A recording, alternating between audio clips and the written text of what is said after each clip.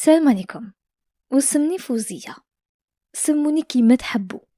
انا اليوم جيت نحكي لكم حكايتي من الاول للاخر، ماشي حكايه صغيره ولا حكايه نورمال، حكايه طويله فيها دموع ودم وفيها اسرار كبيره يحكوها حتى الشجر اللي كانوا يشوفوني وشاهدين عليا في الجبال لو كانوا ينطقوا. كنت بنت كيما باقي البنات، عايشه حياه نورمال، نضحك نفرح نزعف ونبكي، حتى جا نهار اللي تزوجت. راجلي كان اسمه رضا، انسان عاقل ناس ملاح، كان خدام في البنكة، كان انسان متربي ويعرف ربي ويعرف خدمته مليح.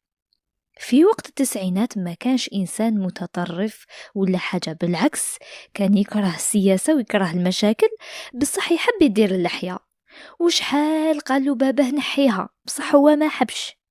أنا ورضا عشنا 5 سنين زواج، كنت نقول في قلبي هذا هو الراجل اللي راح نكمل معاه الحياة. وزاد جاب لي ربي ولد سميناه إلياس، كان هو حياتي كاملة. كنت نفيق كل صباح على صوته ونرقد بيه، بصح حياتي ما كملتش كيما تمنيت. واحد النهار شافيت لو كان سخون بزاف، جاو الدرك للدار، دخلوا لا سلام لا كلام. قلنا لهم خير وش كاين؟ قالوا لرضا راك مطلوب عندنا. قال لهم رضا علاه؟ خير برك وش كاين؟ واحد فيهم قالوا ما تسقسيش بزاف وجد روحك باش تجي معانا. احنا ما فهمنا والو، انا بقيت غير نبكي وقلت للجدارمي علاش راجلي راهو خدام نورمال في البنكة، انسان مليح. قال لي روحي لا بريغاد وقولي لهم الهضره هذه. المهم الدعوة هو انا بقيت واقفه كي الخشبه، ما فهمتش كيفاش راجلي اللي كان ما يخرجش حتى للقهوه ويدخل قبل المغرب ويقعد في الدار يولي مطلوب عند الامن. كانت هذيك الفترة حساسة بزاف، وكانوا سوايع يحكموا غير بالشك وهزوا ناس بزاف. نهار مور نهار ورحت للمحكمة ورحت للبريغاد ورحت لأي بلاصة قالوا لي تلقاي فيها خبر على راجلك. في الأخر قالوا لي راهم حكموا عليه وراهو في حبس تازولت في باتنا. كانت باتنا بعيدة علينا بزاف، وحنا نسكنوا في ولاية المدية. أيا رحنا ليه باش نشوفوه أنا ويماه وخاوتو زوج، ورحنا حتى لباتنا. كانت الطريق طويلة بزاف، السخانة تقتل، العرق يصب علينا. وصلنا للحبس، وقفنا قدام الباب، طولنا شوية. من بعد كي دخلنا باش نشوفوه قالوا لنا عندكم غير 5 دقايق. دخلنا شفناه لقيناه مسكين مسكين مسكين. أول كلمة قالها لي قال لي يا فوزية ما تبكيش، أنا ما درت والو وقريب فرج ربي. ما قدرتش نحكم دمعتي ولا نحكم في روحي. قلت له علاش وش قالوا لك؟ قال لي راني متهم بلي إرهابي وعندي علاقة بهم. أنا ما نعرفش في السياسة يا أخي، تعرفين يا فوزية، بصح الجماعة اللي طلعوا كامل نعرفهم، ربي يستر برك. المهم 5 دقايق طاروا كي الريح، خرجونا ورجعنا للدار وانا قلبي مقطع عليه. بقيت مرة على مرة نروحو كامل ونزوروه، نديلو حوايج نديلو شوية ماكلة، وبدينا نشوفوه باللي ولا لاباس، بدا يتحسن شوية وتأملنا باللي قرب يخرج إن شاء الله. فاتت مدة، واحد النهار جانا خبر يصرح وطاح علينا كالرعدة.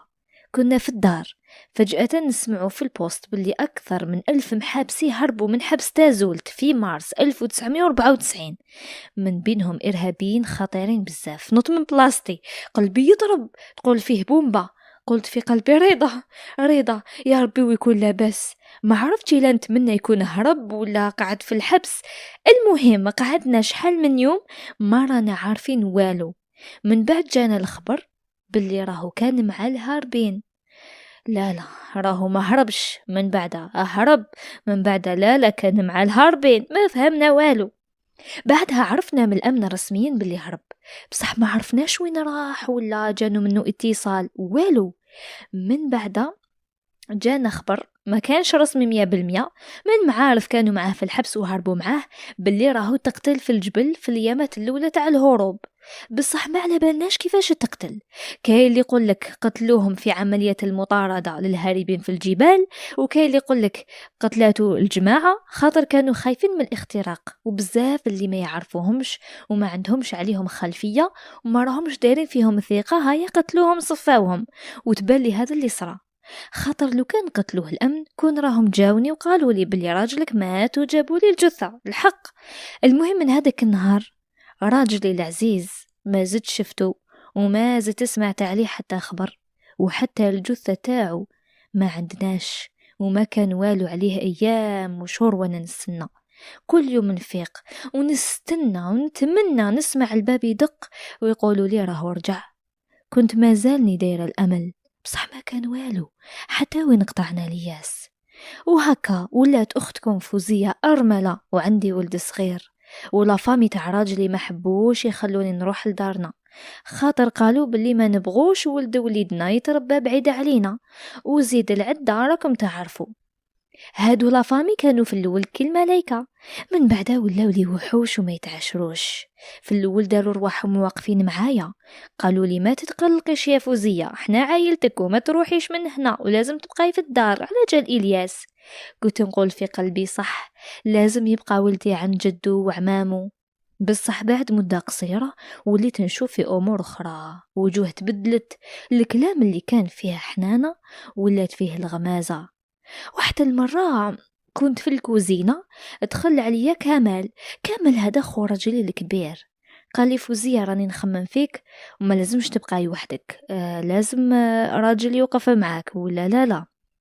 قلت له ايه هذا امر تاع ربي وانا نربي وليدي وخلاص. ضحك لي واحد الضحكة وبعد قال لي علاش ما تقابليش، انا نعرفك وانتي تعرفيني، وانا اولى بيك باش نربي وليد خويا ونفرحوا كامل، وهكا نسكتوا الناس ثاني. انا سكت وما رديتش عليه. نهار واحد اخر جا سمير خو راجلي الصغير، دخل عليا وهو يتبسم تاني، قال لي يا فوزية نحب نقول لك حاجة وما نطولش عليك، انا راني نبغيك. من نهار دخلتي لدارنا وانا نقول في قلبي يا ربي وتعطيني مرا كيما هذه. يا لطيف، واش هاد العباد ياكلوا في لحم خوهم وهو مازال ما بانش خبره؟ كنت نسمع فيه يهدر وقلبي يغلي. قلت في قلبي راهو بان اللعب الصحيح، باين ماشي وليدي اللي همهم ولا حتى انا نهمهم، هادو ما يهموهم غير دراهمي انا. ما نحكيش على زيني اللي كان ما يهمهمش، وما نحكيش على خوهم اللي ما راناش عارفين حتى وين راح ولا وين تقطعت رقبته. انا كنت بنت تاجر كبير في المدية، ودراهم بابا كانوا ما يتعدوش، سواء من التجارة ولا من الأراضي اللي ورثها على باباه، وهذا هو الشيء اللي كان حارق قلوبهم. من اليوم اللي عرفت نيتهم حسيت بالدنيا ضيقت، وحسيت روحي محبوسة بين هدوك الحيوط، وداخلهم زوج ذيابة لابسين القناع تاع العيلة. مرة سمعتهم متقابضين في الصالون، كامل يعيط ويقول أنا الكبير وهي من حقي، وسمير يرد عليه ويقول له واش انت تحسب روحك مازالك شباب، فوزية ملكي أنا وأنا صغير وأنا اللي نستاهلها. كي كانوا هما متقابضين هكاك كنت أنا في بيتي وقلبي يوجع، وليدي صغير يلعب قدامي. قلت في قلبي لو كان يعرف رضا واش من خاوة عنده. ايه يا رضا، يوم مور يوم الحالة زايدة غير تسخن وتتعفن، وصارت لي معاهم حوايج نحشم باش نحكيها، بصراحة نحشم منكم. مرة جا كامل داخل عليا في بيتي في الليل، بعدها خرجته بالسيف وهددته بلي نعيط وغلقت الباب بالمفتاح. ومرة سمير الرومانسي جاب لي زعما كادو، قال لي فوزية ما تخليهاش في خاطري. قلت له روح يا سمير، ما نحبك لا انت لا اخوك ولا حتى واحد في لافامي تاعكم. هذاك النهار حسيت باللي حياتي راهي في خطر. قلت في قلبي لو كان نبقى هنا رايحين يقتلوني. ومن هنا جاتني فكرة الهربة من دار أهل زوجي، وما كنتش نعرف باللي هذيك الهربة راهي رايحة تفتح لي باب جهنم. بعد هذيك الليلة اللي سكرت فيها الباب على روحي بالمفتاح، فهمت باللي لو كان نبقى في دارهم من نهار واحد آخر ما رانيش رايحة نخرج حية. كنت نشوف الشر في عينين كمال والغدر في عينين سمير، كل واحد فيهم يحوس يسبق الآخر باش يفوز بيا. واحد الصبحة كنت في الكوزينة ندير في الفطور، كمال كان قاعد قدام تلفزيون وسمير كان في الصالون. كان الجو شغل تحسوه تقيل، شغل كيما الرعدة اللي رايحة طيح. فجأة سمعته يقول بصوت عالي: سمير، راهي ليا أنا، خلاص ما نزيش نحوس نتفاهم معاك. ضحك سمير، قال له: اسمع يا ويطبطب، راك تحلم بزاف يا فوزية، ما تليقلكش وما تحملكش ديجا. المهم وقفت وانا نسمع، قلبي وجعني تاع الصح. قلت في قلبي لو كان يجيوني هنا ما عندي وين نهرب. مشيت للبيت تاعي وغلقت الباب وبقيت نفكر، لازم نهرب اليوم قبل غدوة. بصح وين نروح؟ انا ما عندي غير دار بابا، وبابا مريض بزاف وما ينوضش من الفراش، وما رانيش حابه نجيب له المشاكل. قلت نمشي لهم غير ايامات حتى نلقى حل. والمروح لدارنا في النهار ما راهوش ساهل. اول حاجه يديروها لي ينحوا لي وليدي ويقولوا لي خليها هنا وروحي انتي برك. داروها لي شحال من مره كي جربت. ايا جات الليله هذيك اللي رايحه نهرب فيها، استنيت حتى طاح الليل وهما نعسوا كامل. جملت كامل حوايجي في كابه صغيره، ما حبيتش نهز بزاف، غير حوايج خفاف. وديت معايا ذهبي ودراهمي، ما كانش عندي بزاف غير اللي كنت مخبياته مصروف. ايا حطيت الكابه تحت السرير، بقيت سهرانه للزوج تاع الصباح. عرفت بلي الحالة سكتت وكامل رقدوا. هزيت ولدي في ذراعي غطيته كان راقد. فتحت الباب ومشيت كيس سراقة على مشاطي تاع رجليا. كل خطوة نمشيها تقول موس في قلبي. وصلت للباب تاع برا، فتحته بشوية وخرجت وعاود سكرته من مورايا بلا صوت. كي خرجت حسيت بالنسمة هذيك تاع الليل الباردة تضرب في وجهي. شميت ريحة الحرية يا خوتي، بصح ريحة الخوف كانت أقوى. مشيت في الزنقة والظلام وغير أصوات الكلاب تاع الجيران كانوا يتنابحوا وقلبي يضرب. خفت زعما نرجع، من بعد قلت لا مستحيل، لازمني نكمل. درت الكوراج وعفزت على قلبي ومشيت. وصلت الطريق الكبيرة، فاتوا عليا كمين وطونوبيلات، زربت تخبيت بين الشجر، خفت يشوفوني. مشيت حتى حفيت. قريب طلعت الشمس، وصلت لدارنا، طبطبت في الباب. خرجت لي يما، كي شافتني فتحت عينيها من الشوك. قالت لي: فوزية، وش بيك؟ وجهك صفر، وش كاين؟ عيطت. رميت روحي في حضنها وبكيت. قلت لها: يا يما ما قدرتش نبقى في دارهم، يا يما راحين يقتلوني. قالت لي: علاش؟ وش صرا؟ احكيلي. قلت لها: رامي يتعاركوا عليا ومتقابضين عليا كذيابه، واحد يقول له هذه تاعي والاخر يقول له هذه تاعي، وانا ما قدرتش نصبر. بابا كان في الفراش مريض، ما يقدرش يهدر، غير يشوف بعينيه والدمعه طاحت له مسكين. المهم قعدت في دار بابا ايامات حتى هديت وهدات الحالة. وهدوك الذيابة جاو شحال من مرة يقولوا نحوسوا على ولدنا، بصح يما كانت تقولهم يامات ونجيبوه لكم ما تخافوش. كانت تهدي في الحالة. وحتى نهار من هدوك اليامات كنت قاعدة في الحوش نشرب في القهوة، وهي دخلت عليا اختي الكبيره تجري. قالت لي: يا فوزيه جري راهو جا واحد يسقسي عليك لابس قشابيه ولا حيته طويله. انا الدم جمد في عروقي. احنا في دار بابا ولا في دار راجلي كنا ساكنين في بلاصه فيها شويه جبال ماشي عاليين، شغل كوديه، من بعد يجوا شويه ويدان بزاف، من بعد يجوا الجبال العاليين. قلت لها: واش قالك؟ قال لي فوزيه لهنا. قلت له: علاش؟ قال لي: حاب نبلغها بلي كاين الرجال يحبوها في الله. فهمت أنا الرسالة. ما كانوش يحبوها في الله، كانوا يحبوها في الجبل. ما فاتتش ساعة زاد جا واحد آخر طبطب في الباب. خرجت أنا لقيت واحد الجان وجهه قاسي عينيه كالنار. قال: السلام عليكم. من بعد قال لي: اسمعي، انت هي مرت الشهيد رضا؟ سكت وما جاوبتوش، بصح ردت فعلي كانت شغل تخضيت. قال لي بصوت فيه أمر: الأمير مصعب راهو سمع بك، وقال لي باش نجي ونبلغك باللي حبك تكوني مرتو في الحلال. احنا عندنا أرملة المجاهدين عندها مكانة كبيرة.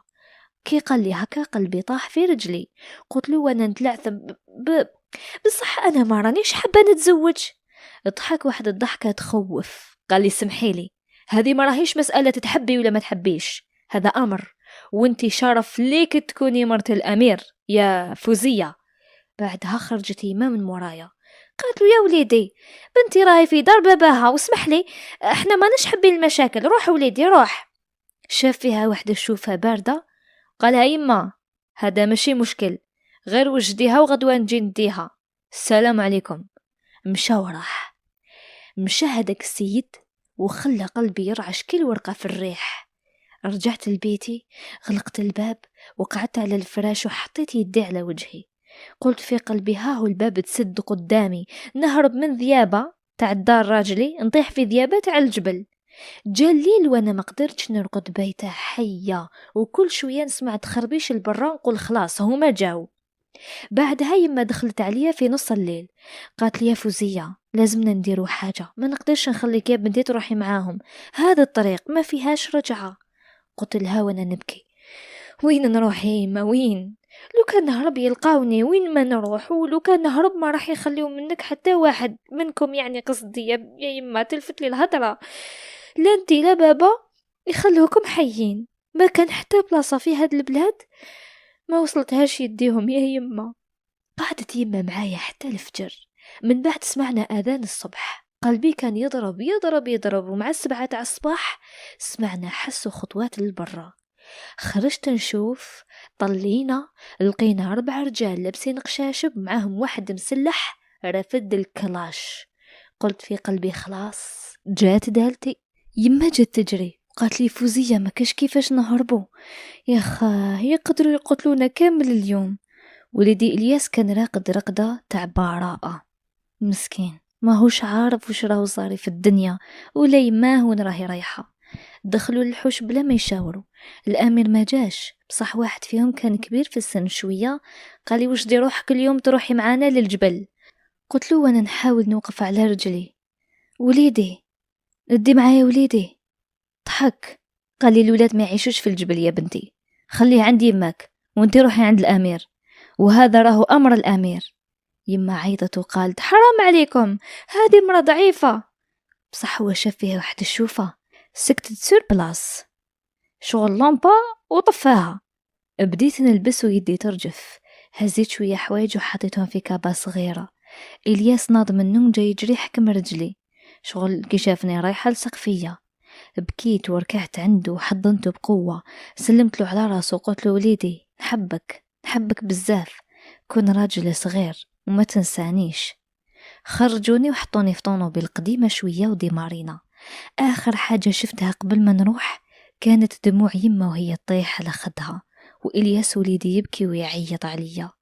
طونوبيل مشات في الطريق بيست تاع تراب، الجبال كانت تتبان من البعيد، تقول غول فاتح فمه وباغي يبلعني. كنت نقول في قلبي يا ربي وين راهي رايحة فوزية، وين راكي مديتني يا الدنيا. ما كنتش نعرف باللي هذه بداية قصة الدم والحديد، ما كنتش نتصور يجي يوم ونخرج من دار بويا ولا دار راجلي هكذا وأنا البنت العزيزة بنت الأصل، ونولي نعيش في الغابة ويدوني عند ناس ما نعرفهمش ولا نعرف أصلهم وفصلهم. كي كنت صغيرة كنت نخاف من الظلمة، واليوم الظلمة هي طريقي. كنت نحلم نعيش في دار فيها غير لهنا، مالقري بابا كان إنسان غني، ونحلم برجل يخاف ربي وولاد نربيهم. بصح الحياة قلبتني قلبة ما درت لهاش حساب. النهار اللي هربت من دار العائلة تاع راجلي كنت حاطة في راسي غير حاجة واحدة، نسلك روحي. كانوا يهدوني كل يوم، الكبير يا فوزية راكي تحت جناحي ما تخافيش، غدوة نديروا العرس ونرتاحوا. والصغير يجيني من جهة تانية يقولي ما تسمعيش الخونا الكبير، راهو باغي يديك باش ياكل لك دراهمك، ياكل دراهم باباك، وانا نحبك ونحميك. وين راهي الحماية دوكا كي تخطفت؟ هادوك الزوج خاوت راجلي تقول كلب وضربته بعضهم، من بعد ما زادوش بانوا وما جاو ما سقساو عليا ما حوسوا، ما كانوش رجال كما كانوا يقولوا لي. بعد ما مشينا شوية هبطنا وزدنا ركبنا في فورغون كبيرة، وهنا كنا في 7، كنا 3 نساء و4 رجال مسلحين. الطريق كانت طويلة، كنت نسمع غير الصوت تاع الموتور وريحة المازوت تسرح. قلبي يضرب وأنا أشوف مع الكارو ونحسب في الشجر. نسلي معايا كامل كانوا ساكتين، غير واحدة فيهم تبكي بصوت خفيف. التانية هضرت معايا قالت لي ما تخافيش يا أختي، الجبل خير من دار الظلم. ما رديتش عليها، كنت نحس روحي راني رايحة للذبح. في الطريق بدا واحد من الرجال يهدر غير بصوت خفيف مع صاحبه ويقول الأمير فرح بيها بزاف وقال اليوم عندنا وليمة. التاني يضحك قالوا ربي بارك راه جاب غنيمة كبيرة.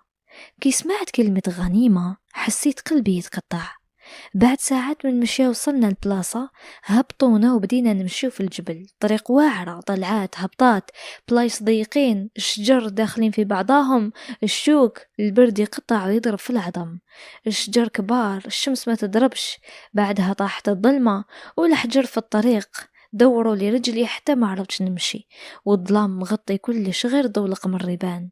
كل خطوة نحس روحي قريبة من الهلاك. بعد ما مشيت ساعتين كاملين وصلنا للمعسكر تاعهم مخبي في وسط الغابة. كانوا دايرين شغل حواجز تاع خشب وخيم منصوبة، والرجال بالحي طوال لابسين قشاشب حاطين العمايم الخضورة كامل ورافدين السلاح.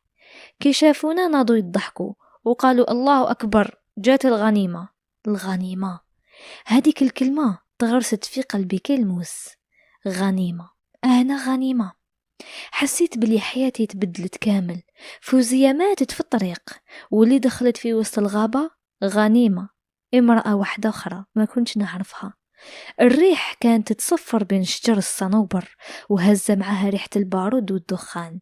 كي وصلت لهداك المعسكر أول حاجة شفتها كانت خيمة كبيرة منصوبة في وسط الغابة، قدامها نار شاعلة ودايرين بها رجال مسلحين كانوا يضحكوا.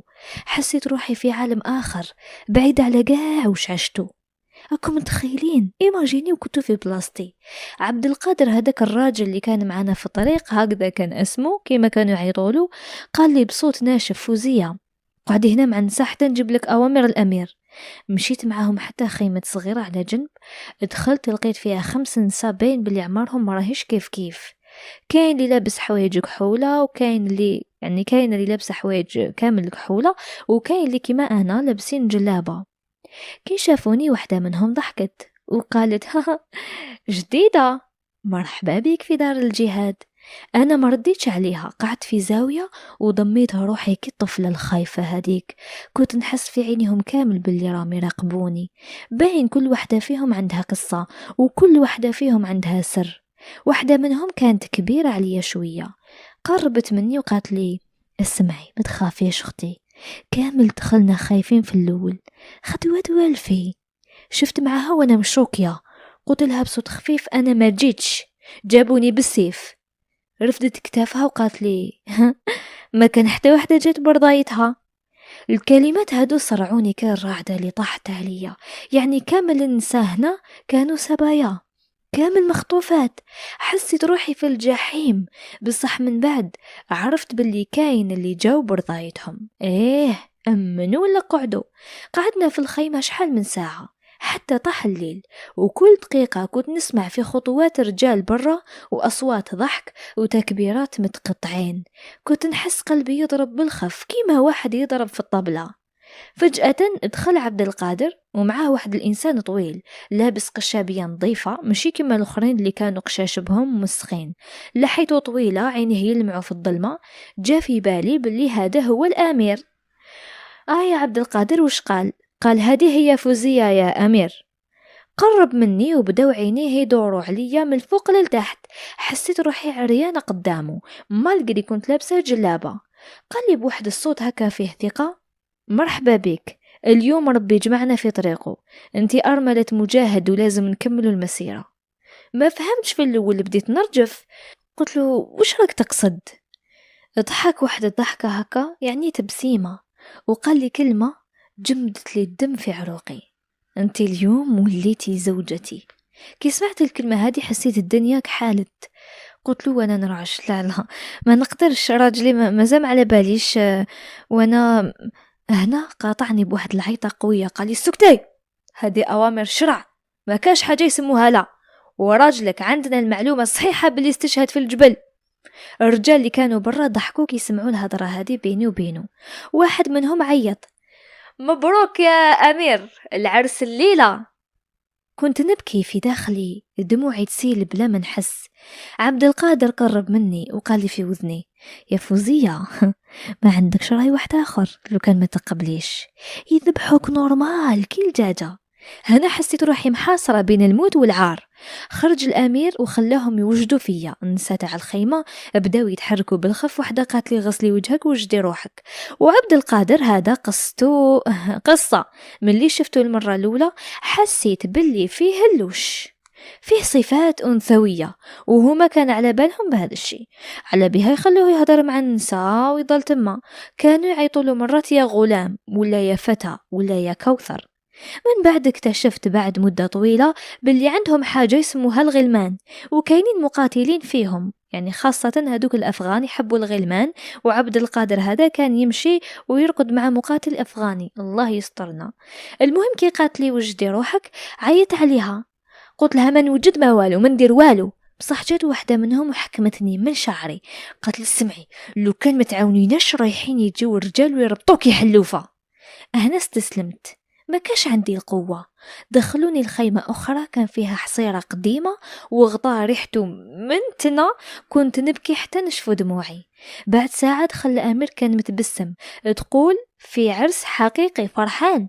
قعد قدامي وبدا يهدر بصوت هادي، فوزية لازمك تفهمي حاجة، هنا راكي في سبيل الله، الزواج هذا شرعي مراهوش حرام. أنا مديك خاطر انتي طاهرة، ماشي كما النسوان في المدن فاسدات. كنت غير ساكتة وما عندي ما نقول. قال لي غدوة رايحة تعيشي مليح وتكوني أميرة في وسط النسوان، غير سمعي كلامي وما ديري حتى حركة غريبة.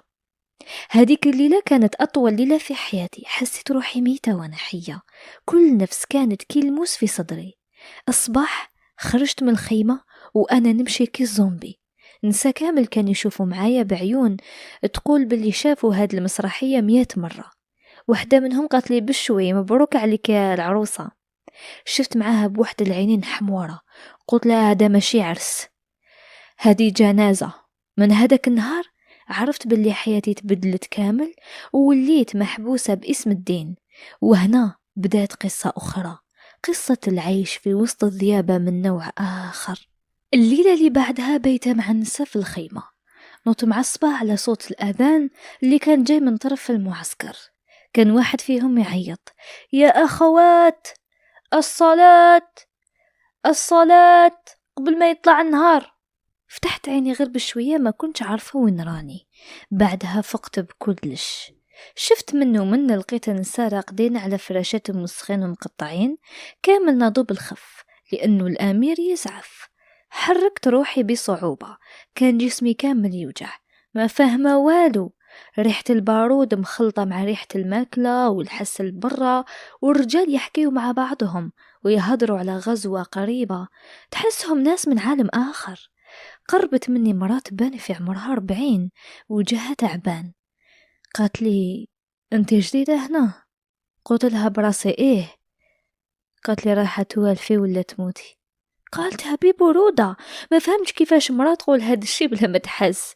بصح بعد ما تفهمت بلي ما كانتش تهددني، كانت تحذر فيا. وهكا دخلت في روتين الخدمة اللي داروها لنا، يوميا نوض مع الفجر للصلاة، من بعد نروح نوجدوا للمجاهدين الفطور، خبز لاتاي حليب قهوة وسوايع تمر. كنت نراقب في الوجوه دايرين بيا، كل واحدة من هادوك البنات عندها قصة. سعاد بنت في عمرها 22 سنة، عندها 3 سنين وهي مخطوفة. قالت لي مرة وهي تبكي باش ما يسمعها حتى واحد، كنت نقرا في الجامعة وخطفوني وانا خارجة بالمكتبة، حكمت يدها حسيتها سخونة، بصح من بعد مسحت دموعها. وقالت لي ردي بالك، تباني ضعيفة، هاد الضعف راهو موت. كلماتها فطنوني صح، شغل واحد ضربني بكف. كل شي في هذاك المعسكر كان منظم بشكل غريب، النساء عندهم بلاصتهم وين يقعدوا، الولاد غير يجروا من خيمه لخيمه ويلعبوا.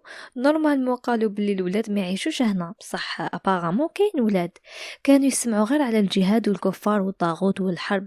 كنت نقول في قلبي هاد الولاد مساكن.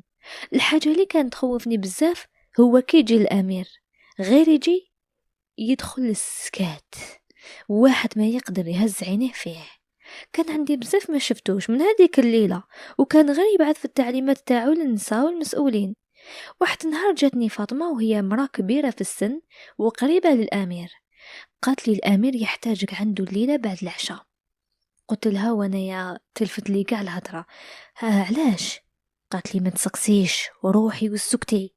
هذاك اليوم كان أطول يوم في حياتي، كل دقيقة كانت تفوت عليا كالساعة. كنت نوجد معاهم في الماكلة، يدي ترجف وعيني على الباب، ونسمع في ضحكات الرجال في الخارج وهما يحكيوا على الغزوة الجاية. ونسمع فن الساي والتوتو بيناتهم. الامير راهم نرفي، قالوا اليوم قتل واحد من الاخوه كان يحوس يهرب. الهربه، يا الهربه، هذه كلمه كانت تدور في راسي من نهار اللي دخلت لهاد البلاصه. بصح مع كل قصه نسمعها على اللي هربوا ما قدروش ولا تقتلوا ولا تحكموا كنت نخاف بزاف. حتى نحيت هاد الكلمه من قاموسي. سعاد قالت لي كاين واحد المراه حبت تهرب قبل شهر، حكموها قبل ما توصل للواد. الامير عطاهم امر باش يقطعوا لها شعرها قدامنا وجلدوها 50 جلده. بعدها ما زدنا شفناها. تعشيت بصح وش من عشاء، اللقمه كانت تحبس لي في حلقي، قلبي كان يضرب. كنت غير نراقب في الباب حتى وين جات فاطمه وقالت لي هيا. مشيت موراها، الطريق ظلمة، نسمع في صوت الحشرات اللي يديروا هذوك الصوت في الليل وريحة الحطب المحروق. من بعيد وقفنا قدام الخيمة الكبيرة، واقف قدامها واحد البغل هز سلاح، فتح لنا ودخلت. الأمير كان قاعد على الحصيرة، وجهه هذه المرة كان قاسي، عينيه يلمعوا في هذيك الظلمة اللي كانت مضوية بالشمع. قال لي جاني خبر بلي راكي تفكري تهربي، راني على بالي وشاكي حتى تفكري، إما لا حرزي روحك وقلعي هذا الشيء من راسك، راكي مرت الأمير، ولو كانت هربي راهي رايحة تتحسب عليا، هذاك النهار نقطعك. كنت حاطة راسي وقلت في قلبي يا حي ديك الأميرة زوجة الأمير. بعدها قطع لي تفكيري، قال لي وش دي روحك الليلة تبتي عندي، كي تكوني مرت أمير ما عندها حتى معنى، خاطر كامل كانوا زوجة أمير وقضى منهم حاجته، والبعد مدهم لصحابه كي يكره منهم. بعد ما قضى الأمير حاجته رجعت لخيمة النساء، نمشي بخطوات ثقيلة، كل واحدة منهم تشوف معايا، بصح واحدة ما سكستني. قربت مني سعاد وقالت لي على بالي علاش عيط لك الأمير. شفت فيها باستغراب، قالت لي قال لك راكي معاولة تهربي وردي بالك. قلت لها كيفاش عرفتي؟ قالت لي يا البهلولة هذا أسلوب يديروا معنا كامل، خاطر عارف بلي أي وحدة راهي هنا راهي تفكر في الهربة، رجال ولا نسا كانوا. وهو يقول لك هذيك الحاجة باش يبان بلي عنده قدرات خارقة وجواسيس وبلي راهو عارفك واش تفكري. مالغري هاد الأمور منطقية، أي واحد هنا راهو يفكر يهرب، إما لا ردي بالك مليح. وهذه كامل قالها لنا في الأول. في هذيك الليلة مرقتش، بقيت في زاويتي نشوف للخيمة والريح يدي فيها ويجيب، ونسمع في الشخير تاع نساء والبكاء تاع طفل صغير بجنب يماه، وفي راسي ألف صوت وألف سؤال. زعما هذا هو مكتوبي ورايحة نموت هنا؟ مع أول خير للفجر جا صوت الحارس يعيط كالعادة، يا أخوات صلاة الفجر، يلا زربوا. قمنا للصلاة وحطيت جبهتي على الأرض ودموعي هبطوا وحدهم. ما طلبت والو من ربي، قلت له يا ربي نجيني برك من هذا الجحيم، ما طالبة حتى حاجة. اليامات التالية كانت ثقيلة كي الجبال، كل يوم يشبه الآخر، الصلاة طبخ وتنظيف، سماع دروس شرعيات مدهم لنا مرأة ولا كاش راجل، واحنا على بالنا بلي كانوا باغيين يغسلوا عقولنا باش نولوا جزء من تنظيمهم ومقتنعين بواش راهم يديروا. كنت دايما نبين بلي راني نورمال، وساعات نضحك مع سعاد ولا نشارك في حديث ما عنده حتى معنى على الماكلة، بصح أنا في داخلي كان بركان. من الآخر كنت نخطط للهربة، بصح غير أنا نبدأ نفكر فيها وقلبي يحبس من الخلعة والخوف ويبدأ الوسواس، لو كان يحكموا كيفاش يديروا لك وهي رايحة. واحد النهار عيطت لي فاطمة، قالت لي الأمير يحوس عليك في الدرس الليلة. سقسيتها قلت لها وش من درس؟ قالت لي كاين درس خاص. هذيك العشية تمسات الشمس، جات فاطمة وداتني لخيمة الأمير مرة أخرى. هاد المرة كانوا قاعدين معاه زوج واحد آخرين، وتبان لي كانوا أمراء ولا قيادات، كانوا يشوفوا معايا. حسيت روحي باللي راني في سوق العبيد. قعدت على الأرض وأنا ساكتة وما قدرتش نرفع عيني.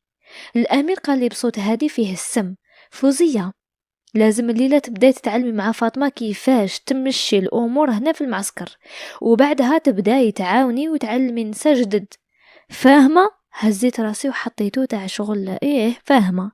بعدها تبسم ابتسامة هكا وقال لي هاي مليح، وثاني ردي بالك تفكري في الهربة، لأنه اللي حاول يهرب من قبل راكي عارفة النهاية تاعو. هذيك الكلمة دخلت في قلبي كالموس. كنت حابة نبين بلي راني بنت مطيعة، بصح في داخلي كنت نغلي. بعد الدرس هذاك رجعت مع فاطمة، وفي الطريق قالت لي نعطيك نصيحة، الأمير ما يحبش المتمردين. شوفي كاين بنات كانوا لاعبينها، شوفي وراهم اليوم. قلت لها وراهم؟ ها، قالت لي راهم تحت التراب. وشوفي انا كي كنت مطيعه راني في القياده، ما رديتش عليها، كنت نمشي حتى وصلت للخيمه تاعي، بصح كنت مع روحي ونقول مستحيل الامير يكون عارف شكون اللي راهو يهرب وشكون اللي ما يهربش، ومستحيل راهو داخل في عقولنا ولا قلوبنا. بديت نتوسوس وقلت بالك اش وحده راهي تديلو في الاخبار من هادوك النساء، اداني الشكل قداش من وحده وحتى لسعاد. فاتوا ليام وانا خوف كبير فيا، كنت نشوف حوايج جامي تخيلت باللي نشوفهم في حياتي، اعدامات، محاكمات وجلد وقتل وذبح. مرة جابوا جان صغير قالوا بلي راهو يخدم مع طاغوت، يعني الجيش الوطني، وقدامنا الامير تيرا عليه رصاصة في الراس، الدم تاعو طار في كل بلاصة. انا كنت واقفة في هذيك اللحظة وين تكسر حاجة هكا، تكسرت في داخلي، حسيت قلت لو كان نبقى هنا رايحة نولي كيفهم ولا نموت. في هذيك الليلة رجعت للخيمة وانا في عقلي ما كان حتى حاجة غير صوت هذيك الرصاصة قاعد يتكرر في راسي. جت سعاد وقعدت بجنبي، قالت لي فوزية نصارحك لازم نهربوا. سعاد تاني كانت مصدومة، شفت فيها وانا مشوكية، تهربي انتي مهبولة ياك؟ قالت لي وهي تقرب مني كتر، لو كان نبقاو هنا رايحين نموتوا، انا عندي 3 سنين هنا، 3 سنين ما بقاليش نزيد نصبر، وراني سمعت باللي الجيش راهو قريب لهذه المنطقة، لو كان قدرنا نوصلوا للطريق قبل الفجر بالك نسلكو. انا جمت في بلاصتي كنت نحوس نهرب صح، بصح فكرتي يحكمونا كانت تغلي في راسي، وتفكرت هذيك الطفلة اللي حكموها وجلدوها، من بعد راحت ما زادتش بانت. قلت لها بواحد الصوت النرجف، بصح هذه حاجة خطيرة يا سعاد، وش بيكي؟ قالت لي الخطر صح راهو كبير، بصح الخطر الكبير قاع لو كان نبقاو هنا الليلة ولا ما كاش فيها أمل. بعدها بقينا غير نوتوتو وانا غير نقولها مستحيل وهذا خطر، ونحكوا لبعضنا تحت الغطاء، وهي قاعدة ترسم لي في خطة جايحة باش نهربوا، نسنا حتى يرقدوا الحراس ونخرجوا نجروا في الغابة ومنها الطريق. كلش كان يبان ساهل عند سعاد، هو قرب نص الليل وحنا بدينا نستعدوا، وانا قلبي يتضرب وكل حركة خارج الخيمة تخليني ننقز من بلاصتي. سعاد حكمتني من يدي، قالت لي اذا حسيتي بالخوف تفكري حاجة واحدة، هي حريتنا. بصح فجأة وقبل ما نتحركوا سمعنا صوت خطوات تقرب، من بعد تنحى هداك الغطاء تاع الخيمة، جا داخل الأمير عند الباب، شافينا من بعد قال بواحد الصوت فوزية اروحي لهنا. كي انتقل الأمير باسمي هذيك الليلة حسيت باللي لهوا خلاص ما رانيش قادرة نتنفسه. شفت في سعاد بالخف كانوا عينيها شاعلين بالخوف، بصح ما قالت والو، رحت عنده بشوية ورجليا يرجفوا، خلاص راني رايحة للموت. خرجت من الخيمة والبرد يخبط في وجهي، هداك الليل كان ثقيل، السما مغيمة، صوت الحراس تسمعوا في كل جهة، الأمير يمشي قدامي وانا موراه، ونسمع في صوت صباط وعلى التراب والحشيش. من الخوف سمعت حتى دقات قلبي في وذني. دخلني لخيمته، ريحة الحطب المحروق والدخان كانت معمرة في البلاصة، وعلى الطابلة كان كاين مصحف مفتوح وكلاش محطوط على الفراش. قعد على الحصيرة وقال لي قعدي، قعدت وانا ساكتة وعيني في الأرض. قال لي بواحد الصوت هادي، فوزية أنا عارف باللي انتي بنت ذكية، بصح هذا الذكاء لازم يكون في بلاصتو. ما جاوبتش، بصح كنت حابة نعرف وين راهو حاب يوصل، وخفت لو كان ننطق ونغلط. زاد قال باللي كاين الناس في الخيمة يقولوا باللي راكي تبدلتي وما عدتيش كيما الاول، هذا صح؟ هزيت راسي بالخف وقلت له انا نتلعثم، لا لا لا يا امير، انا كيما انا. تبسم، قال لي اذا كنتي صح انتي كيما انتي، علاش كنتي تتخابري مع سعاد؟ وش كنتو تخطوا؟ حسيت بالدم جمد فيا، كيفاش اعرف وشكون كان يعس فينا؟ زعما فاطمة هي اللي قاتلوه؟ ما لقيت حتى جواب ولساني تعقد. قرب مني كتر وشاف في عيني ديركت، قال لي سمعي يا فوزية، كاين حاجة واحدة لازم تفهميها، الخيانة راهي عندها عقوبة واحدة. ما قدرتش نحكم في روحي، الدمعة طاحت من عيني، جيت نهدر ما قدرتش، الصوت راح لي، خرج شغل بحة. قلت له انا ما خنتش. ضحك ضحكة قصيرة وقال لي انا راح نختبرك اختبار بسيط، واذا نجحتي فيه تعيشي، واذا فشلتي تعرفي الباقي.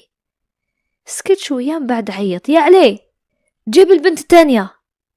جمت في بلاستي، شكون البنت التانية؟ قلبي كان يقول لي بلي سعاد هي اللي راح تدخل، وهذا هو الشيء اللي صرا. دخل علي وهو حكم سعاد من دراحة، كانوا عينيها مفتوحين وجهها صفر، رماها على الارض قدامنا. قال الامير هذه هي صاحبتك اللي كنتي تخابري معاها ياك، ودوك نشوفوا فيكم شكون الصادق.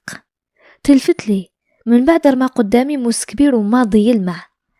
قال لي هيا اثبتي ولاءك يا فوزية. وقلت ليها، الريق حبس في حلقي، شفت لهداك الموس، من بعد شفت لسعاد، من بعد شفت الامير، والدنيا دارت بيا. قلت له انا ما نقدرش. قال لي اذا ما قدرتيش معناها راكي كيفها، والخاين هنا راكي تعرفي وش يصرالو. سعاد هنا عيطت فجأة، ما تمسيش يا فوزية، بالك تخليهش يكسرك. وانا دموعي طاحوا وحكمت الموس بيدي. يدي كانت ترجف لدرجة اني حسيت روحي راح نضرب بهذاك الموس روحي. الامير قرب مني كتر وحط يده على كتفي، قال لي هذه فرصتك الاخرى، يا معانا يا ضدنا. كنت قريب نديرها، بصح في هذيك اللحظة حسيت باللي حاجة في داخلي نهضت، ما هيش قوة، كان زعاف من هذا الجحيم، من هذا الشيء اللي راهو صاري، ومن الدم اللي في كل بلاصة. رفدت راسي وشفت في عينيه، بعدها رميت الموس على الارض. قلت له اقتلني انا، بصح انا ما نقتلهاش. في هاد اللحظة الامير شور بيدو علي وحكم سعاد وخرجها لبرا وهي تعيط، وانا نجري موراها، بصح الامير حكمني من شعري ورماني في الارض. عيط علي وقال لي تحسبي باللي هذه بيدك، الليلة تتعلمي الدرس اللي يخليك تندمي 1000 مرة.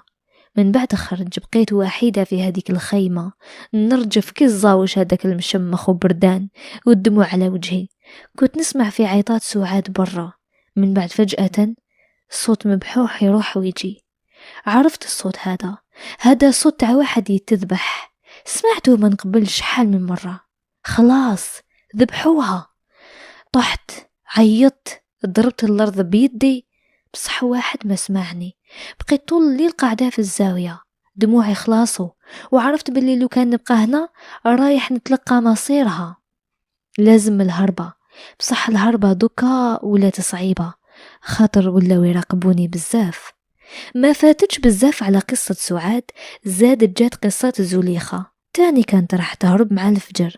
حكموها عند الواد وجابوها مربوطة كالنعجة، قالوا لها اركعي قدام الامير، وجلدها قدامنا كامل وحنا نشوفه، وهي تعيط وتقولهم ارحموني، بالصح ما رحموهاش، جلدوها حتى داخت.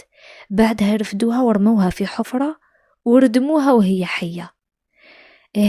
هذيك الليلة أنا مرقدش، كانوا يشاهدونا على تعذيب باش نخافوا وحدة ما تزيد تديرها وتهرب. بصح أنا على العكس، في داخلي هذاك الصوت اللي كان يقول لي أهربي ما تبقايش، كان غير يزيد. في هدوك الأيام بديت نعس في كل حاجة دايرة بيا، ونشوف اللي داخل واللي خارج. أوقات النوم تاع الحراس حتى اتجاه الريح ووقت القمر كنت نعس فيهم، نراقب كل حركة. واحد النهار تعرفت على بنتي سموها سميرة، عمرها قد عمري، بصح من التعب كانت تبان أكبر من سنها ب10 سنين. خطفوها واحد المرة في باراج في طريق البليدة، كانت هادية وما تهدرش بزاف. اختبرتها في قداش من مرة، نقولها حوايج نورمال ونشوفها تعاودهم الفاطمة ولا لا. لقيتها ما تعاودش الهضرة. قلت هذه هي رفيقتي في الهربة.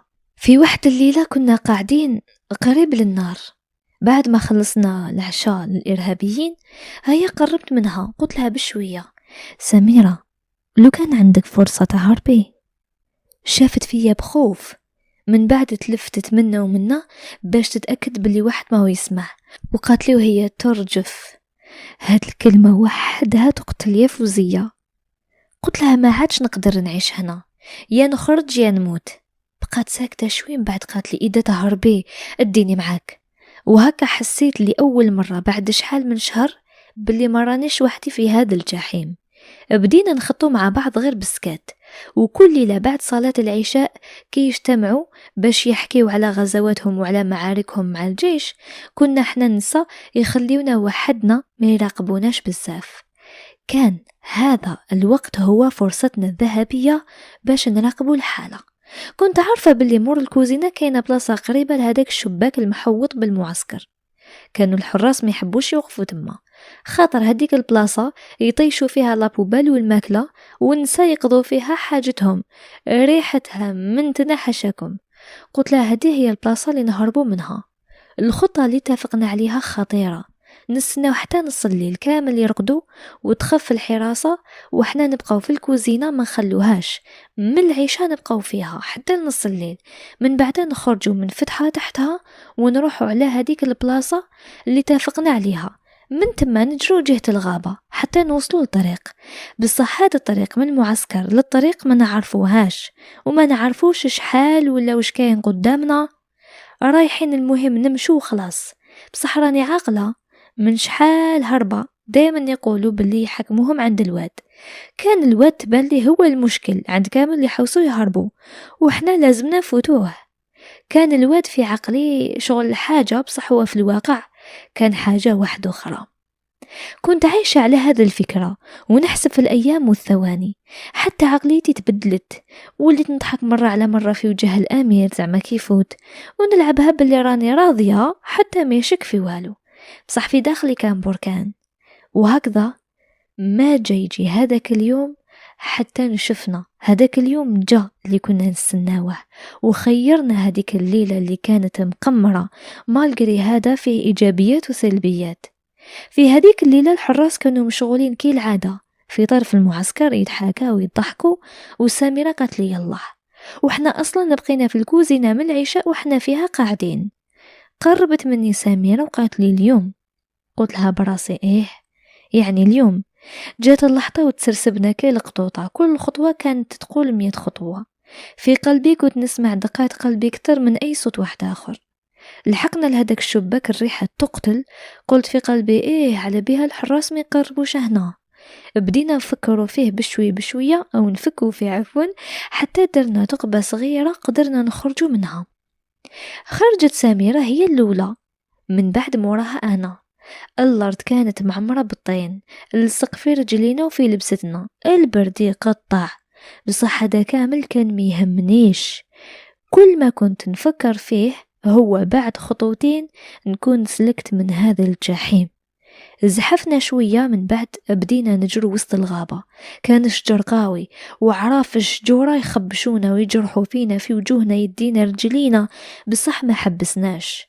فجأة سمعنا عيطة في هذاك الليل. وين رايحين يا بنات الحرام؟ تجمد الدم في عروقي. تلفت ونشوف خيال تاع واحد في هذاك المعسكر فاقوا بينا. وعيطت سامرة أجري أجري، وانطلقنا كالمجنونات نطيحوا ونوضوا ونلهثوا. حسيت قلبي راح يطرطق ومورنا العياط والسبان. وفجأة خرج هذاك القمر من مور الغيوم، تقول السماء قررت باش تفضحنا. ونشوف قدامي حاجة كحلة، ما كانش شجر، هذا هو الواد. كان في بالي واد صغير وفيه الماء، ما فكرتش وطلقت روحي معاه. هنا نوصل للقاع، هنا نوصل للقاع ايه، بصح زايدة غير ندحرج ونخبط في الحجر، ضربة في كتف، ضربة في الراس، ضربة في الرجل، حتى وليت ما نحسش بجسمي. بعدها شفت قدامي حاجة تلمع، وسمعت عيطة سميرة من بعد الظلمة. فاتت مدة مانيش عارفة شحال، تبان لي دخت. كيف تحت عيني ما كنتش متأكدة إذا كنت في الدنيا ولا راني في الآخرة. كان كلش غامق مغطي بضباب قوي، وصوت الريح يصفر في وذني، وجع كبير في كل عظمة فيا. جيت نهز راسي، بصح الدنيا دارت بيا وطحت من جديد، وحسيت بحاجة دافية على جبيني. كان دم. وين راني؟ وين راهي سميرة؟ حبيت نعيط باسمها، بصح صوتي خرج ضعيف. شفت منه لقيت روحي في قاع هذاك الواد الكبير، ومحوطين بيا شجر من كل جهة، وصوت الماء يمشي وبارد. جيت نتحرك بصح رجلي ما حبش تتحرك. مسيتها نلقى ركبتي منفوخة. قلت خلاص تكسرت رجلي، بديت نبكي ماشي من الوجع، حسيت بلي النهاية لحقت وخلاص حكمونا، خاطر ما جريناش بزاف وطحنا في الواد. بصح فجأة سمعت واحد الصوت من البعيد، زعما يكونوا الحراس لحقوا بينا. زدت تحبست أنفاسي وقعدت نسمع. من بعد جاني صوت نعرفه، صوت مرأة ويقول لي فوزية. قلبي قفز من بلاصتو، قلت هذه سميرة. هزيت راسي بالسيف ونشوفها تزحف جهتي من بين الشجر، كانت تلهث وتبكي. كي وصلت عندي حكمت يدي بقوة وقالت لي وهي ترجف حسبتك متي. يا ربي وين نهربوا دوكا؟ ما قدرتش نجاوبها، كان عليا الوجع، كنت مخنوقة. لحقت عندي وحكمت وجهي بيديها، قالت لي اسمعي لازم نجرك حتى وين نلقاو بلاصة نتخباو فيها. كانت هذيك الليلة طويلة. سميرة حطت يديها تحت ذراعي وبدات تجرني على هذيك الأرض كالميتة، كل حركة منها تقطعني، بصح كنت نخبي في عياطي باش ما يسمعنا حتى واحد. كان القمر مرة يتخبى مرة يبان، وكل مرة يبان فيها شغل نحس باللي خلاص تفضحنا. مشينا وزحفنا في وسط الواد هذيك مدة، وبعدها قالت لي سميرة لازمنا نطلعوا الواد. قلت لها ما نقدرش، قالت لي لازم تقدري. قلت لها الصبر ريح شوية. ريحت شوية وبدينا نطلعوا، وغير نتعنكشوا في الحشيش بشوية بشوية حتى طلعنا لحافة الواد من الجهة الأخرى. بصح حافة الواد كان قدامها جبل لازم نطلعوه، وفي هذا كنا مازلنا نسمعوا في عياطهم وحسهم، بصح على حافة الواد الأخرى، وهذا عطانا الأمان. تبان لي ما توقعوش أننا نقفزوا في الواد. المهم بيتين هذيك الليلة نمشوا حتى بعدنا شوية وجينا تحت شجرة وبين الحشيش ورقدنا حتى الصباح. ملي فطنا لقينا الشمس ضربت فينا وشفنا بعضانا، كنا كي الكلاب بالتراب والدم والوسخ، وأنا ركبتي منفوخة ريحة الطرطق. سميرة قالت لي لازم هذاك الدم يخرج. درت خماري في فمي بين سنية، وهي حكمت مساك ودقتني به وتعصر بشوية. والله بعدها رجلي خف عليها الوجع، وما نحكيش على كتافي وذراعي اللي كانوا مكسرين كامل. بصح سميرة كانت لاباس شوية. الفرق بيني وبينها أنا طيشت روحي على الواد وهي طلقت روحها، بصح كانت تحكم في الشجر بشوية حتى وين وصلت لتحت. نضنا باش نكملوا ملي وقفنا ونشوفوا في الدنيا كامل جبال، وين تلوح عينك جبال والدنيا خضرة وشجر ما كاش. ما كناش عارفين وين راهي طريق، قادر تمشي في طريق اللي تدي ليهم وقادر توقف في قابروك من بعيد بلا جمال. والحل؟ قالت سميرة لازم نستناو الليل. قلت لها بصح لازم نتحركوا، نهزوا رصاننا ونشوفوا إذا لقينا الحالة آمنة نمشوا وهي رايحة. المهم نمشوا بالخمس مترات ونحبسوا هكا حتى طاح الليل ولينا نمشوا مليح، بصح غير نمشوا وماشي عارفين وين راح نوصلوا.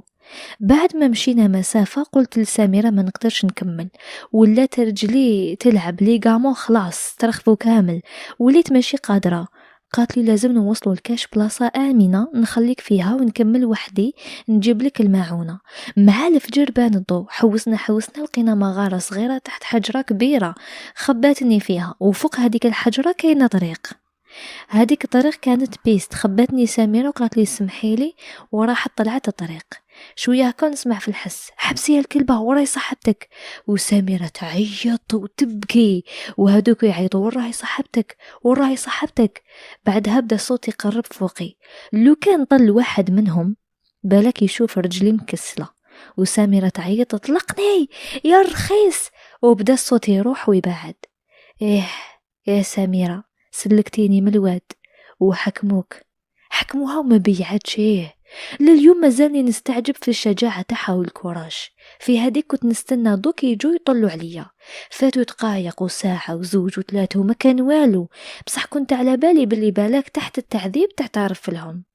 طاح الليل وبقيت وحدي، البرد قطع وحكمني الخوف، وليت نتخيل في أصوات صوت الريح والشجر باللي جاوني. هذيك الليلة بقيت حية حتى للصباح، غلبني التعب ورقدت يومين كاملين ما تحركتش من بلاصتي، نشرب غير من هذيك الميديتير اللي هبطا من المغارة، وناكل من الحشيش ورق الشجر. خلاص اتجمدت، ما قدرتش نخرج للطريق، خفت نخرج يصرالي كيما سميرة، وزيد قتلتني ركبتي، جسمي كامل مهتك، ضلوعي كتافي. مرات نبدا نتخيل ونشوف وجه سميرة في الظلمة ونسمع عياطها، ونشوف حتى وجه وليدي إلياس، وهو يتبسم. بعدها وجهه يتبدل، يقول لي علاش خليتيني ماما؟ نبدأ نبكي. صباح نهار ثالث قررت باللي نخرج نموت لبرا وما نموتش في هذاك الغار. ما كانش شجاعة وإنما يأس حكمني، وهزيت دبوس قدامي من واحد الشجرة وخرجت نعرج وبديت نطلع على الطريق. شفت من بعدها قلت نروح عكس الطريق اللي سمعت منها الصوت تاع سميرة. تكلت على ربي ومشيت. كانت الطريق هذيك شغل حدورة وفيها الجرة تاع الطونوبيل، وحتى الجرة حشاكم تاع روث البقر والمعيز. قلت بالك نلقى كاش رعيان نشرب بالماء ولا ناكل ولا يعاونوني يوروا لي الطريق. بصح قلت لا ما لازمش ندير الثقة في حتى واحد. باينه بلي الرعيان اللي في هاد البلاصة كامل راهم جواسيس عند الجماعة، مستحيل يخلوهم يرعاو بلا ما يكونوا جواسيس عندهم. كانوا هادوك الجبال الخضورة شغل متاهة، كل تلة تشبه لخدها، وكل واد يدي الواد واحد آخر. وكي تطلع تلة تقول راح نطل على كاش مدينة، تلقى روحك طليت على جبل واحد آخر. المهم نمشي ونعرج وناكل في الورق تاع الشجر وأي حاجة قدامي. مشيت زمان من بعد شفت البوطوات تاع تريسيتي وانا تقول شفت الجنة. قلت باين هاد البوطوات مدين الكاش عرش ولا مدينة. تبعتهم بوطو يجي بوطو حتى طاحت عليا الظلمة. بقيت نمشي، من بعد هبطت على طرف الطريق، تخبيت مور شجرة ورقدت. مع الفجر مشيت حتى حفيت. كي نقول لكم دخلت في متاهة تاع جبال، يعني صح دخلت في متاهة. كان الصمت في الجبال يخلع، تحس باللي الشجر ويعسو فيك، تقول دوك نخرج في كاش إرهابي قدامي. زدت مشيت حتى خرجت للطريق تاع القدرون. أنا خرجت وأنا حمدت ربي. مشيت شوية جا طونوبيل، حبستها ما حبسوش، كنت مبان شغل مهبولة، واحد ما راح يحبس لي. زدت مشيت شوية وهي جات باشي وحبست لي. طلعت جيت من اللور وقعدت، وراهي تمشي ونشوف في بلاكة في اسم مدينة الراجل رضا. بديت نخبط على مول طونوبيل، حبس لي المخلوق كتر خيره، وهبط ورحت نجري، ما قلتلوش حتى كتر خيرك. مشيت زمان من بعد جا في بالي أنا وش بيا كيفاش رايحة لدار هربت منها، كيفاش رايحة لهادو الناس وهما من قبل كانوا طامعين فيا. من بعد قلت مستحيل كي يشوفوا حالتي رايحة نغيرهم ويرحموني، لا شتات نبدل ونبات ومنها نروح لدار بابا ولا يدوني للسبيطار. وصلت للباب مع العشية، طبطبت، كنت كل كلبة طين، الدم يابس على شعري مكشرد، وجهي مسلخ، لبستي مقطعة، مانيش مستورة مليح. طبطبت في الباب وهي فتحت علي عجوزتي، شافت فيه وحلت فمها وبدت تعيط يا لطيف. جا كمال وسمير يجروا وقفوا قدامي جامدين مشوكين. قلت لهم أنا فوزية عاونوني، راني هربت من الجبل. ضحك كمال ضحكة ما ننساهاش طول حياتي. قال لي هو يدير لي بصبعه فوزية ماتت، انتي إرهابية ومرت أمير الإرهاب، وش راك ديري هنا؟ ولا بعتك باش تقتلينا كيما جاونا وهدونا؟ ما تحشميش. هزيت راسي وانا نبكي. قلت لهم حرام عليكم، خطفوني وهربت وانا مريضة ورجلي مكسورة. قال لي الهربة راكي موالفة بها، هربتي من هنا، علاش جيتي؟ وليدك راهو عندنا جبناه وراهو نكرك، والله ما تشوفيه، وراح يبقى يتربى عندنا وما لازمش يعرفك ويسمع بك حتى المامات. رانا قلنا له راكي متي. طحت على ركبتي وانا نعيط، قاعدة نقول لهم راني مرض خوكم عاونوني شوية ما وخلوني يشوف وليدي. بعدها كمال طبعني برجله، بعدها شاف مع خوه سمير وقال له روح جيب الجدارمية وقول لهم مرت الإرهابي الأمير راهي هنا. ودخلوا غلقوا الباب. الدرك في الأول كي سمعت الكلمة تخطفت، تفكرت في الجبل كانوا يسموهم طواغيت، وشحال مرة يديروا لهم الإرهابيين كمين ويقتلوهم ولا يصدموا عليهم في البريغاد.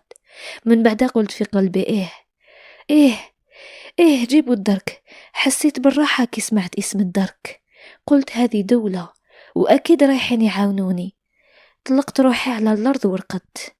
ما طولش الحال بزاف وجاو الجدارمية، والصح تاع ربي ما عاملونيش بعنف، بصح كانوا صارمين معايا. قال لي نوضي. كي بدا كمال يهدر ويحل في فمو قالوا الجدارمي خلاص دوكا هذه خدمتنا. رفدوني لابريغاد وحطوني في بيت باردة، جابوا لي الماء والحلوى باللي طريقي. بعدها شوية دخل هذاك الدركي قعد قدامي وحط الكوارت وستيلو وقاعد يشوف معايا وطول هو يشوف. قال لي مالا؟ انت هي فوزية مرت رضا ولا نقول لك مرت الأمير؟ ما جاوبتوش، كنت في عالم آخر. من بعد قال لي لافامي تاع راجلك يقولوا بلي كنتي في الجبل مع الجماعة، ويقولوا انتي إرهابية ومرت الأمير مصعب. وش جوابك على هاد الكلام؟ هزيت راسي غير بشوية وشفت فيه ديركت، وأول مرة من شحال شهر حسيت بلي الهضرة بدت تخرج من فمي، تقول بلعة كاسيطة كما يقولوا. وبديت نحكي ونحكي ونحكي، مسكتش خلاص، فرغت كامل قلبي. حكيت على راجلي، حكيت كيفاش تخطفت. وش حكيت لكم؟ حكيت على المعسكر، وش صرالي، سعاد، زوليخة، سميرة صاحبتي مسكينة، كيفاش هربنا، وش صرالنا، كيفاش حكموها. حكيت كلش. هداك الجدارمي كان غير ساكت ويسمع، ومرة على مرة يكتب حاجة، حتى خلصت وسكت. بعدها حط ستيلو تاعو وفتح دوسي وقال لي قصة كامل على بالنا بيها من الأول، وكامل المعلومات عندنا، ويماك ما حبستش كل يوم تجي عندنا وكل يوم تروح للجيش، وهي أصلا جات بلغتنا ساعة بعد ما جاو داوك، وحنا درنا البوسيبل تاعنا باش نوصلوا ليك ونوصلوا لكامل المخطوفات. بصح الله غالب، حوسنا بصح ما لقيناكش. كي سمعت كلمة يماك تخضيت، قلت يما ما نساتنيش. ايه شفتوا الأم، وبديت نبكي. بعدها قال لي هداك الدركي رايح تبقاي عندنا هنا الليلة وما يخصك والو، ورايحين نعيطوا ليماك ونديروا الإجراءات كامل. نهار اللي موراه جات يما، شفت وجه يما. يما كانت شابة، يما ولات عجوزة دايرة محرمة، وشعرها يبان منها شباب وشاب. وش هذا يا ربي؟ شفتها روحت نجري عنقتها وانا نبكي ونعيط، يما يما يما. عنقتني يما وهي تبكي بصح غير ساكتة. بعدها قالت لي سمحي لي يا بنتي، ما قدرتش نحكم لك وليدك إلياس، داوه بالسيف عليا. قلت لها ما يهمش يا يما، نعرف كيفاش نجيب وليدي، وهادو دار راجلي ما تنفع معهم غير العدالة. وهنا نكون وصلت لنهاية قصتي. كاينين تفاصيل صراو في هذا الوقت بصح ما رانيش حابة نحكيهم، خاطر ما يمسوش العشرية بزاف. صاحبتي سميرة ما نعرف عليها حتى خبر ولا كيفاش خلصت عليها. بصح كاين هادوك الوحوش على بالي بلي ما راهمش رايحين يرحموها. اذا ماتت نقول ربي يرحمها، خاطر كانت صح بطلة، واذا ما زالت حية بالك ربي يكتب لها مصير اخر.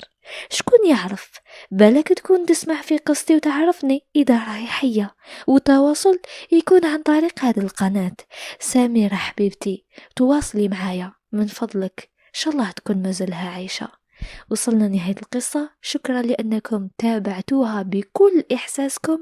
قصصكم راني نستنى فيهم، ماذا بي يكونوا طوال كيما هذا القصة. نشكر صاحبة القصة لأنها شاركت معنا أحزانها وأوجاعها وفتحت جروحها لهذا القناة.